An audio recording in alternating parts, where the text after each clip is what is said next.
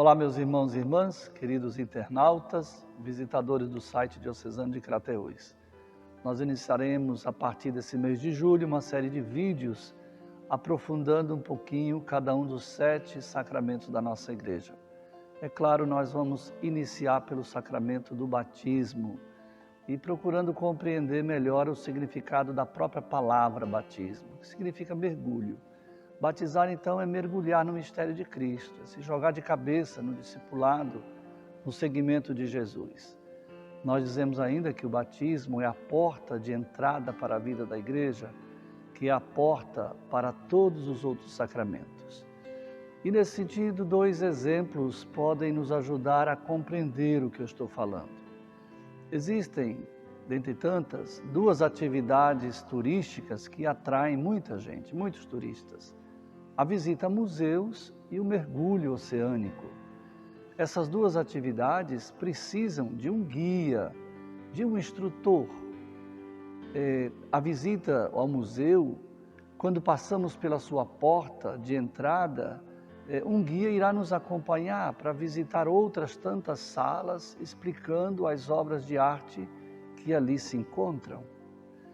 O fato de ter passado pela porta do museu não quer dizer que você já conheçamos o museu. E nem sozinho iremos conhecer.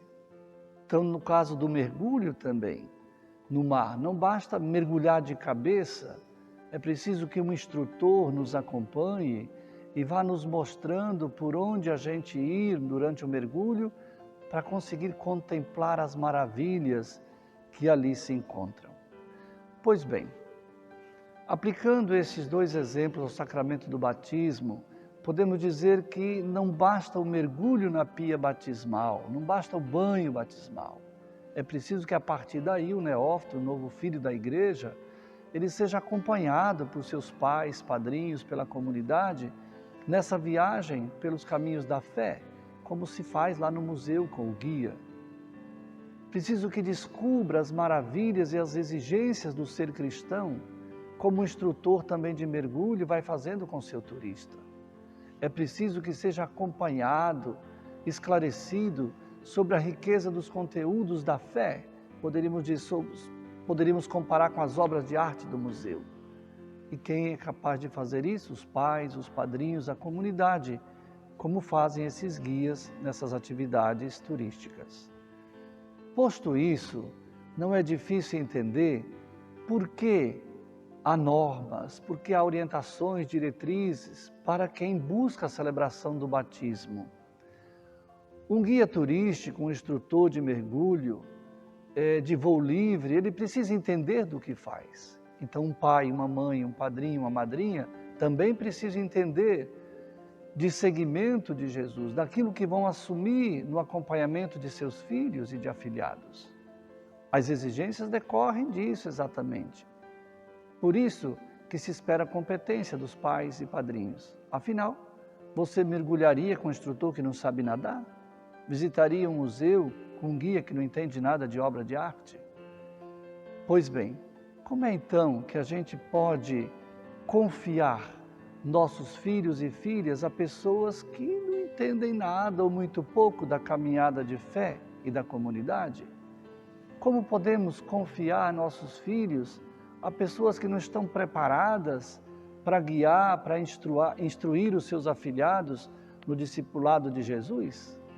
Pessoas que não testemunham a sua fé numa vida de comunidade? Não seria mais ou menos como ir tratar-se num médico que sequer frequentou as aulas da faculdade? Não, é claro, não pode ser assim. Então, meu querido irmão, minha querida irmã, o critério da amizade, veja bem, do parentesco, do companheirismo no mundo do trabalho, do lazer, por mais importante que isso seja, não é suficiente para se escolher um padrinho e uma madrinha. Tampouco a condição financeira elevada desta ou daquela pessoa deve influenciar nessa escolha. Um padrinho e uma madrinha, economicamente pobres, poderão ajudar muito mais que um padrinho e uma madrinha de melhor condição social e econômica, mas que não participam da vida e da caminhada de fé da comunidade. Então, o batismo é um novo nascimento, é um nascimento espiritual, é uma vida nova. Você faz parte de uma família nova do povo de Deus, que vai exigir um progressivo amadurecimento na fé, o que se chama de processo de santificação. Como qualquer criança que nasce com toda a fragilidade e vai exigir cuidados, acompanhamento dos adultos. Então, veja quão grande, quão sublime é a missão dos pais e padrinhos deste sacramento. Por isso não podemos nos perder noutras motivações, presentes, mal-olhado, doença, insônia, que não tem nada a ver com a garantia do crescimento na caminhada da fé. Então, nesse sentido, se espera que pais e padrinhos deem bom exemplo na sua vida de fé, na sua vivência sacramental, que celebrem também os outros sacramentos da penitência, da Eucaristia, da Crisma, do matrimônio. Por isso que os casais não casados no religioso, mas que podem casar-se, são exortados a celebrar o matrimônio, não simplesmente para apadrinharem seus afilhados, para batizarem seus filhos, mas pela importância, pelo valor do matrimônio numa família cristã. Mas não é só isso também. É necessário que deem testemunho no dia a dia da comunidade, numa vida honesta, numa vida justa, numa vida ética e solidária. Então, reforçando algumas ideias, no início da vida cristã, exige-se, claro, um progressivo amadurecimento na fé, um processo de santificação. Exige-se um aprender a ser filho e filha de Deus no Filho Jesus. Daí, então, a importância do cristão ter pais, padrinhos, idôneos, sobretudo porque a criança aprende com os olhos. O tornar-se cristão exige maior compromisso com a missão da igreja, isto é, exercitar-se, aprender a ser membro da comunidade, celebrando com ela a fé e a vida.